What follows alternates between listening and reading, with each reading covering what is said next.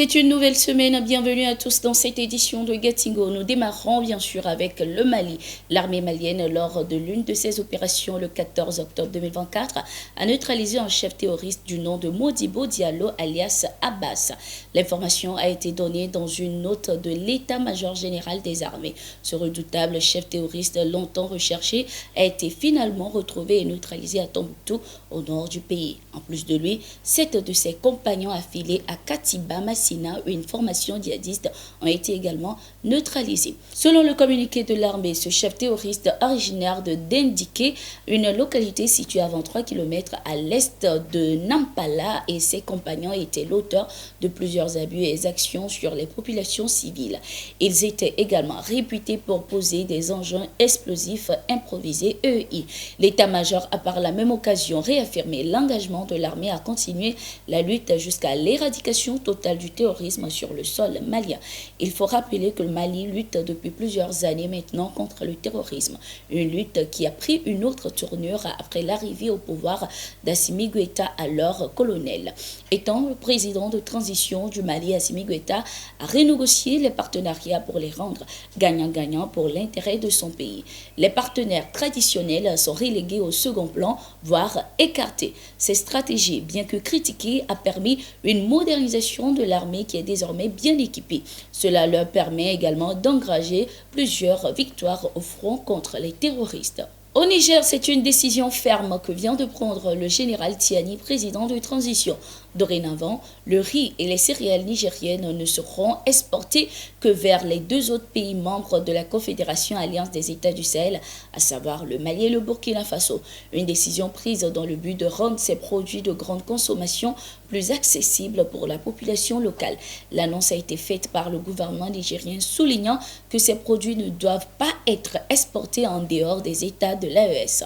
Sur la liste des produits frappés par cette interdiction d'exportation figurent notamment le riz produit localement sur les rives du fleuve Niger, le mil et le sorgho, le niébé, variété de haricots, ou encore le maïs. Les mesures idoines sont envisagées par le gouvernement afin de permettre aux producteurs de bénéficier d'une rémunération équitable pour leur production, ajoute le communiqué.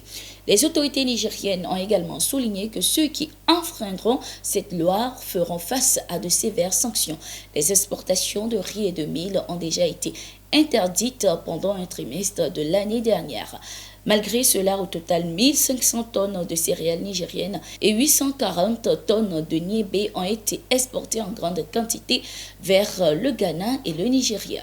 Au Tchad, les élections auront bel et bien lieu avant la fin de cette année 2024. Le président Mahamat Idriss Déby a maintenu la date de ces élections. Cela, bien que le pays soit secoué par des inondations et qu'une partie de l'opposition ait annoncé son boycott. Face à la crise politique, économique et sociale que traverse le pays, plusieurs partis ont appelé au report des élections législatives prévues pour le 29 décembre. Le président tchadien, pour sa part, ne voit pas les choses de cette manière. Pas de report a-t-il lancé. Il estime que le phénomène des inondations n'affecterait en rien le déroulement du processus. Suite à cette décision du président tchadien, le parti Les Transformateurs pourrait s'associer aux 15 partis qui ont annoncé il y a quelques jours leur boycott des élections. Succès Masra, le leader de ce parti, a en effet stipulé que le report était une condition essentielle pour sa participation.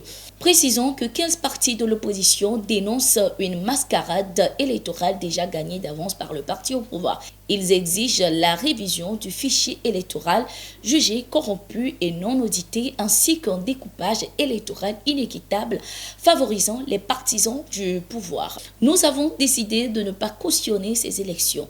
C'est ça la démocratie. Le pouvoir peut y aller seul avec ses alliés. Si nous avons pris cette décision à contre-cœur, nous ne pouvons pas, en tant qu'opposition politique, crédibiliser un scrutin qui n'est pas crédible. Il y va de notre responsabilité vis-à-vis de nos militants et de la population tchadienne, avait indiqué un leader de l'opposition.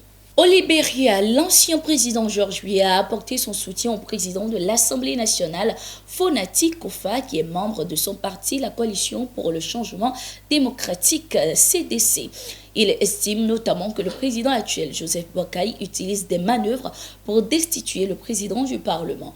Pour lui, Joseph Boakai veut saper les institutions démocratiques en utilisant prétendument des fonds gouvernementaux pour acter cette décision de destitution. Je vous mets en garde et vous exhorte à vous opposer fermement à ce complot insidieux. Ne vous laissez pas influencer par des gains pécuniaires et le chant des sirènes de ceux qui cherchent à déstabiliser notre processus de gouvernance pour leurs propres intérêts égoïstes.